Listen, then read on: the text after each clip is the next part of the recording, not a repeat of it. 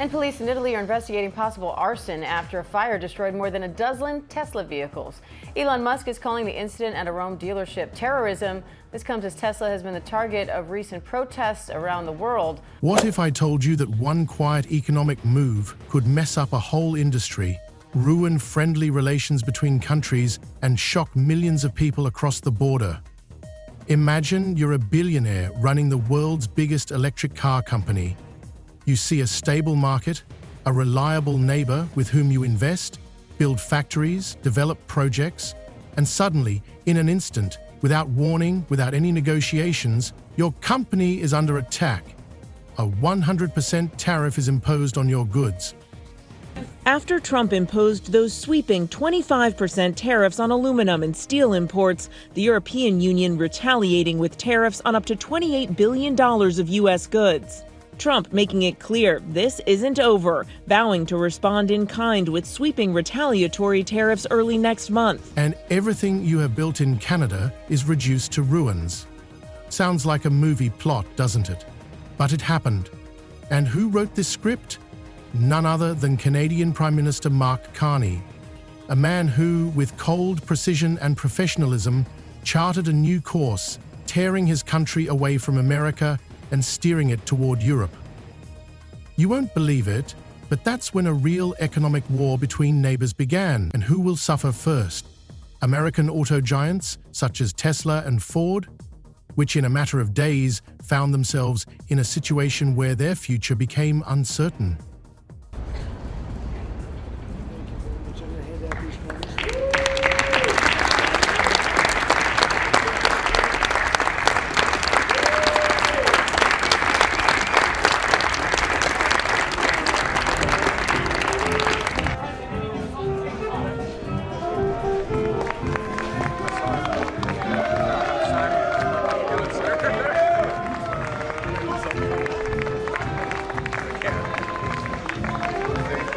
This is only the beginning.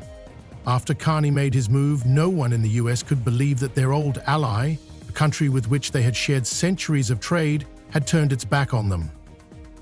And here's a question we'll try to answer in the next few minutes. How did Canada manage to pull key economic strings out of America's hands in a matter of months, while the US, instead of defending its position, began to sink into its own political and economic quagmire? This has been followed by shocking consequences: recession, job losses, rising car and medicine prices, and supply chain disruptions. After weeks of whiplash, Trump threatening tariffs, imposing some, and walking back others, many Americans are feeling the uncertainty. In Swisher, Iowa, distillery owner Jeff Quint says it's paralyzing. The bourbon industry is going to be collateral damage in this tariff war. I don't really think there's any way around that. And he's not alone. Tonight, the majority of Americans, 61%, now say they disapprove of how the president is handling tariffs. 56% say they disapprove of his handling of the economy overall. But the president has dismissed those concerns tonight, saying he has the right to change course. This moment has not only destroyed the stability of the two countries' economies, it has affected the lives of every American. You can't even imagine how this could affect your life, from the cost of your next car to the medicines available at the pharmacy. And it seems that this is not the end. The US and Canada are no longer just neighbors, but two powerful adversaries who are disrupting the established structure of global economic ties. Prepare yourselves. This conflict will lead to changes that we will all feel. Stay with us as we reveal how this economic crisis will unfold and what catastrophic consequences it will leave behind. I think you're going to remember today it's going to be a free nation that we're dealing with. We're going to have a very free and beautiful nation. It's going to be Liberation Day in America, and it's going to be a day that hopefully you're going to look back in years to come and you're going to say, you know, he was right. This has turned out to be one of the most important days in the history of our country. In early 2025, something incredible happened in the automotive world. While North America's leading auto giants were facing enormous problems and heated debates over economic policy were raging in Washington, Canada suddenly made a move that shook the entire continent. Without warning, without diplomatic statements, the Canadian government announced the introduction of a 100% tariff on Tesla cars. This was no ordinary customs duty. It was an economic war that no one had expected, and that immediately had a huge impact on the entire North American market. With Elon Musk's views on weighing into very much national politics, national elections in Europe. And then on top of that, when you see the backdrop of Tesla upgrading its product line and the impact of them trying to chase more sales at the back end of last year, that means it's short on inventory. It can't necessarily sell as many vehicles or doesn't have as many in stock to sell. So there is that issue there of a confluence of impacts, which means that sales have been falling. Again, the question is how much more that will impact into February as well, given that the back end of last year, in 2024, Tesla sales did slip overall. These events unfolded so quickly that many did not have time to grasp the magnitude of what was happening. When this news was published in one of the daily reports, it quickly became the top story on all economic and political forums. Canada, which had previously been a reliable partner of the US and had long cooperated with American auto giants, closed its doors to one of the most successful companies in the world in one fell swoop. Instead of opening a dialogue, the government simply noted the move in a report and continued to act as if it were a routine bureaucratic procedure. US President Donald Trump has announced a 25% tariff on all car and light truck imports into the country. It's due to come into effect on April 2nd. Economists and world leaders are warning that it will be a tax on consumers and have a chilling effect on the global economy.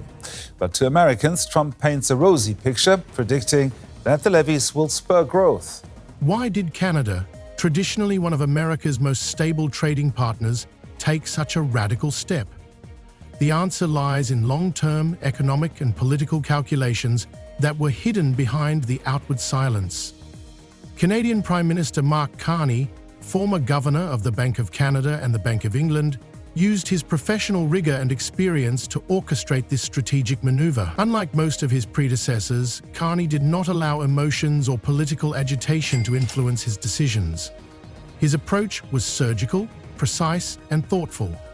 Upon becoming Prime Minister in early 2025, he concluded that further economic relations with the US were becoming increasingly unpredictable and dangerous for Canada's long-term stability. For many years, the US and Canada had used mutual trade agreements, such as NAFTA, and later its successor, USMCA, to create conditions for mutually beneficial cooperation. However, in recent years, the US economy had undergone drastic changes that threatened this relationship. Under Donald Trump, the US economy began to move toward protectionism, which caused tension with Canada.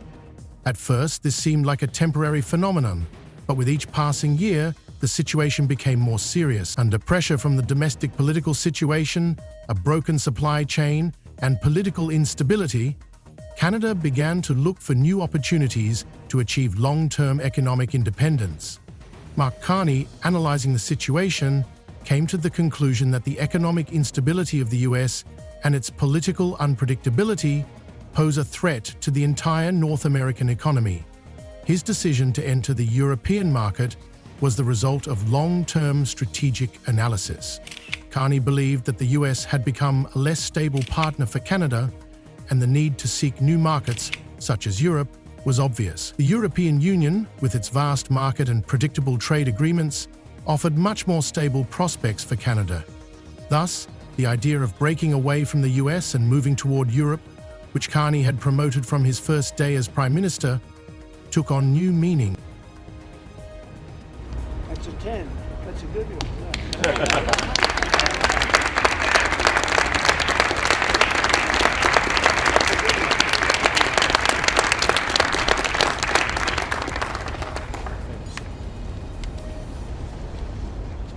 Within months of his taking office, events began to unfold that confirmed that Carney had been right in his decision.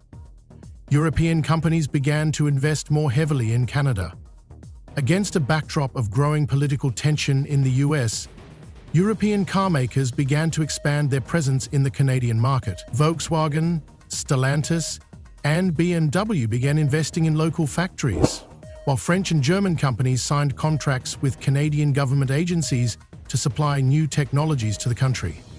The rapid growth of these partnerships made Canada more attractive to foreign investors, while the US began to lose ground amid a loss of stability. However, the most surprising developments began with tariffs. Tesla, considered one of the largest American export brands, found itself facing the Canadian market as the first to be targeted. The 100% tariff, introduced without warning, did more than simply cut Tesla off from Canadian consumers. It was a blow to Tesla's entire business model, which was based on vertically integrated supply chains and a global strategy. The problem was that Tesla was not only losing access to the Canadian market, but also losing a number of strategic plans and investments that had been made in Canada. We begin with the president's trade war escalating tonight. This evening, the retaliation against the United States, Canada, and the European Union responding quickly, just hours after President Trump's 25% tariff on all steel and aluminum coming into the United States. Canada, the largest supplier of steel to the U.S., slapping new tariffs on $20 billion worth of U.S. goods that are sold in Canada. And the 27 countries of the European Union imposing retaliatory tariffs on up to $28 billion worth of U.S. goods sold in Europe. When Canada decided to impose a 100% tariff on Tesla cars in early 2025, the consequences for the North American auto industry were immediate. All the plans Tesla had been building over several years, including investments in Canadian resources and logistics, collapsed, literally overnight. But that was only the first blow in a series of deeper changes that affected not only Elon Musk's company, but the entire North American economy. Finding itself in a trap with no way out, Tesla, which in recent years had viewed Canada as an important part of its global strategy, was forced to make a difficult choice. Either shut down all operations in Canada, losing billions, or try to persuade the US government to intervene, which would ultimately only exacerbate the problem. This clash of interests between the US and Canada, as well as the collapse of one of the most successful startups of our time, caused a chain reaction that swept across the entire automotive sector and even affected the economies of major American cities. Ready? The higher the tariff, the more likely it is that the company will come into the United States and build a factory in the United States so it doesn't have to pay the tariff. That will take many, as you know, that will take many years. In fact, I'll tell you, there's another theory is that the tariff, you make it so high, so horrible, so obnoxious that they'll come right away. When I do the 10%, 10% is really, first of all, 10% when you collect it is hundreds of billions of dollars. The numbers that you're talking, all reducing our deficit. But really, so there's two ways of looking at a tariff. You can do it as a money-making instrument, or you can do it as something to get the companies. Now, if you want the companies to come in. American automakers, such as Ford and General Motors, found themselves in an extremely difficult position. Seeing Tesla lose ground in its most important market, they began to get nervous. If Tesla could be squeezed out of the Canadian market without warning, who would be next? On one of the first working days after the tariff was introduced, Ford and GM employees who had previously been confident of the stability of their presence in Canada received orders to suspend all new projects and freeze expansion plans. Fear of economic sanctions and possible political reprisals from the Canadian side soon turned into a real panic when analysts began to predict that this approach could put the entire US auto industry in trouble. Questions that began to arise among major manufacturers, such as how do we work with Canada, were soon replaced by how do we avoid losing our position in our most important market? Just a week after the new tariffs were introduced, it became clear that Carney had not simply chosen Europe as a new partner, he had effectively built a solid economic barrier that American manufacturers could not cross without serious losses. With each passing day, the situation became increasingly tense, and relations between Canada and the US reached an all-time high. American politicians fighting to retain at least some control over the Canadian market began to make threats and propose bills that did not solve the problems but only exacerbated them. There's been a lot of on and off, some inconsistency. There's no inconsistency. I'm not like a block that just, I won't delay. It's called flexibility. It's not called inconsistency. It's called flexibility. For the US, this was an unprofitable and unexpected blow. Not only did America lose its position in one of its key markets, but it also faced unexpected competition that it could not afford. Moreover, the US's losses were not only economic, but also reputational. Canada's reaction to the US actions showed how fragile relations had become, which had previously been considered so strong that no one could even think of a serious break. Prime Minister Carney, drawing on his experience in major financial institutions, developed a policy that not only reduced the risks for his country, but also put pressure on the US, forcing it to reconsider its trade policy. And so, by the end of 2025, Canada had managed to significantly strengthen its position in the global market, breaking away from the US and becoming an increasingly independent player. European countries, realizing that this was their chance, continued to support Canada by signing new agreements and deepening economic ties, while American automakers, having lost the Canadian market, began to experience difficulties.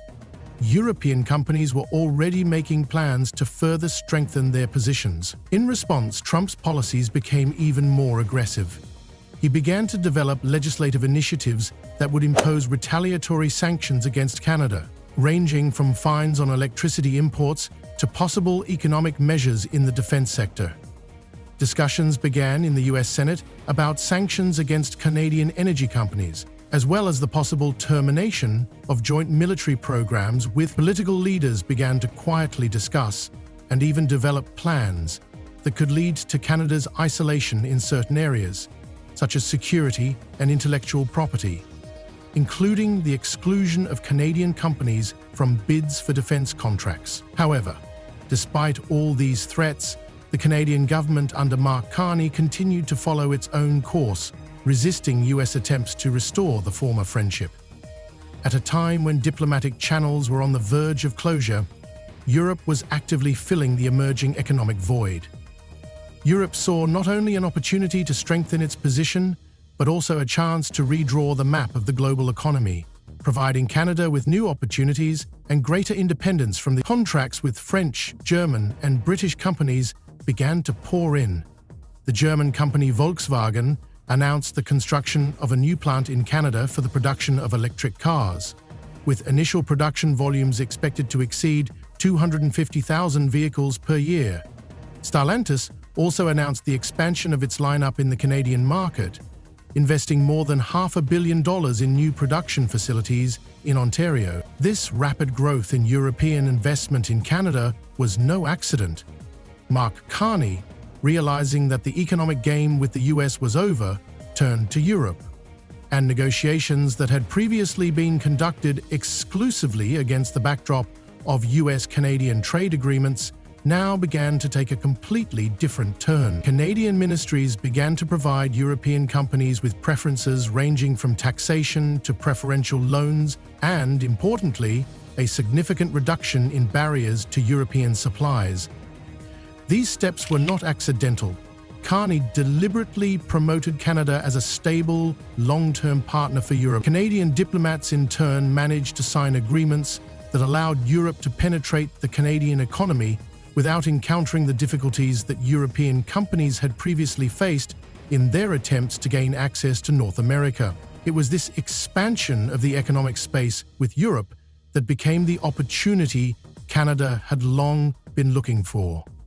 While the US was trying to increase pressure and threatening Canada with sanctions, Europe had already begun to seek deeper ties with Canada in various areas. European countries actively began signing long-term contracts with Canadian suppliers and investing in new businesses. It is noteworthy that Europe did not seek to capture the Canadian market with its cars. This was not just an opportunity for Europeans to enter Canada. It was a chance for Europe to create a network of partnerships that would, in the long term, enable it to become Canada's largest economic partner, leveraging its strong technological base and development needs. By the end of 2025, Canada had not only established strong ties with Europe, but also significantly reduced its dependence on the US, which had an impact on the global market as a whole. While American automakers and officials were still trying to find a way out of the situation, Europe was already moving forward, strengthening its position on the continent. The investments that came to Canada at that time allowed Europe not only to strengthen its position in North America, but also to become a leader in new technologies and clean energy.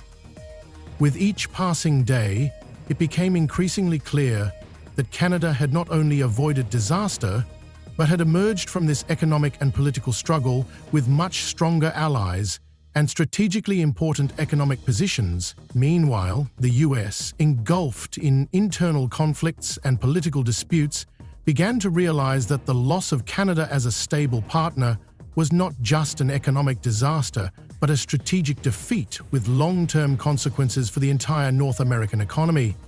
As a result, by 2026, when the US began to realize the full extent of its loss, Canada had already fully integrated into the European economy, and a return to the old partnerships proved impossible.